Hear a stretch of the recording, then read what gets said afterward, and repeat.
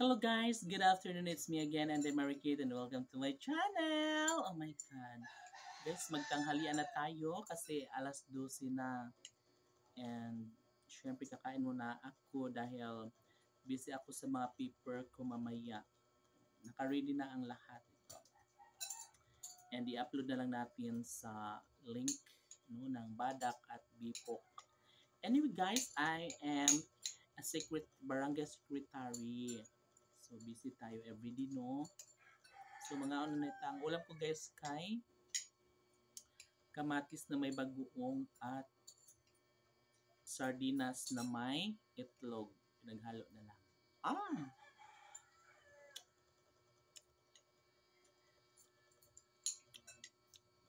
So mabusog tayo nito ngayon kasi paborito ko yung sardinas tsaka itlog.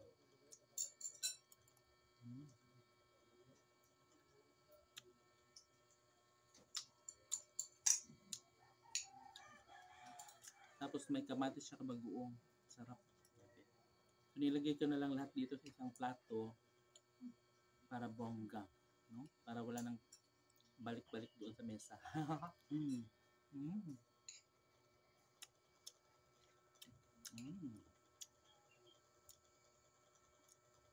So ang sistema natin ngayon ay parang kumain ako sa Chowking.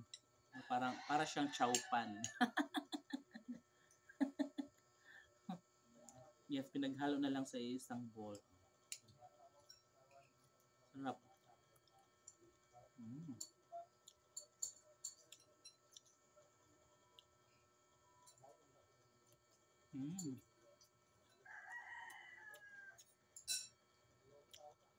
Napakasarap guys.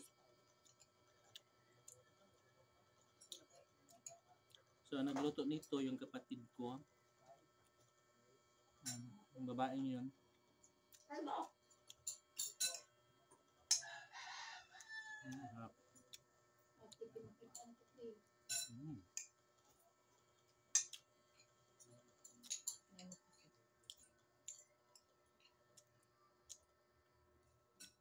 Ang bilis ng oras guys, kaka-breakfast ko lang, tapos ngayon tanghalian na ulit. Harap.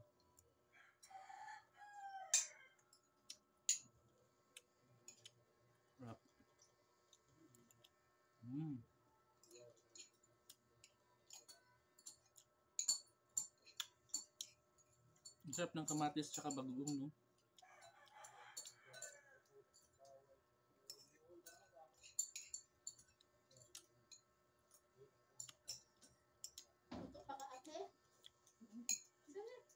Tsaka favorite ko rin yung itlog tsaka sardinas.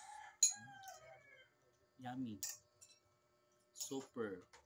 Masarap ang bagoong sa Leyte guys. Masarap. Tapos lagyan siya ng kamatis tsaka kalamansi. Ang bango! Masarap. Mapapawaw ka sa sarap.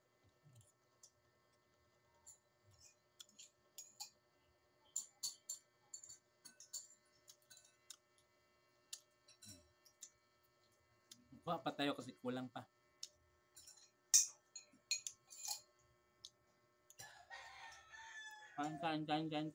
Kain.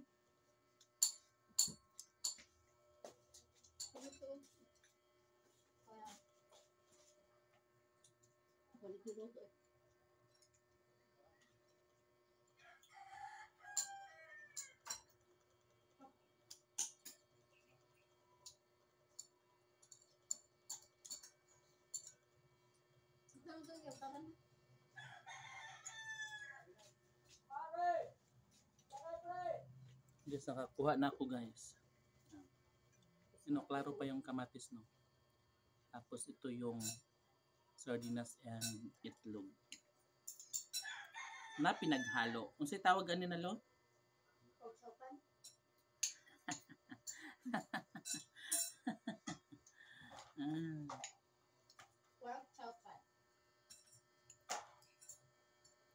So ang ginagawa ko guys, ihalo ko siya para malasa lahat ang ating kanin, no? Para hindi na tayo mahirapan pa para mabusog tayo ng bonggang-bongga, no? So sa mga hindi pa nakakain ng bagoong kamatis with calamansi and sardinas with itlog, i-try nyo na kasi super sarap and mabubusog ako talaga. No? Mm. Mm. So guys, ito yung bahay namin ha. Ano lang to, temporary shelter. So, anyway, ano pala kami, mga landslide survivor. So, nakatira na kami dito for 3 years na. Ang bilis ng panahon. Nag-landslide kasi guys sa amin, sa aming barangay is 2002. 3, 4, 5. So, diba? 3 years na.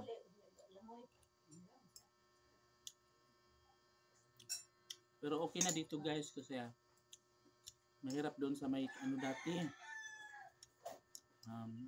evacuation area. Mahirap. So, magagalit pa yung mga guro doon kasi yung nasa eskwelahan kasi kami. 4 months kami nakatira doon. Sobrang hirap. Nakaka-stress. After 4 months, dito na kami nilipat. Tapos yun ba, nakita niyo yung bahay doon? Yung permanent housing, yung naka-semento na, solid na siya. Ayan. Sana maging ganyan na rin yung bahay namin. Puhon. Ito kasi papalitan pa to ng ganung bahay.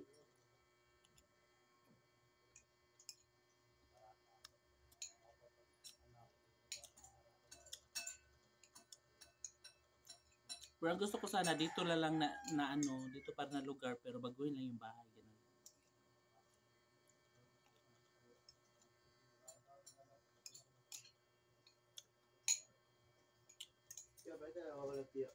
Ulam na eh.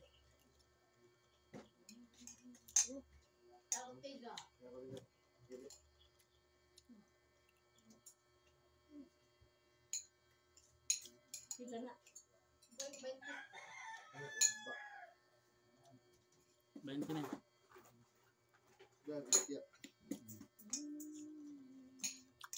Hindi mamaga. Pagkasawa ko. Eskwela ka karon daw? Ha? Eskwela ka karon? Huwag mo natapos sila dyan.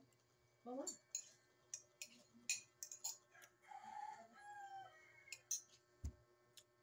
Ito pa kati. Nako, butog na ko. Ang pamangkin ko hindi pa umuwi galing school. Mas 12 na. Saan kayo? Oh! Moderation siya sa Ibunawan? Basin.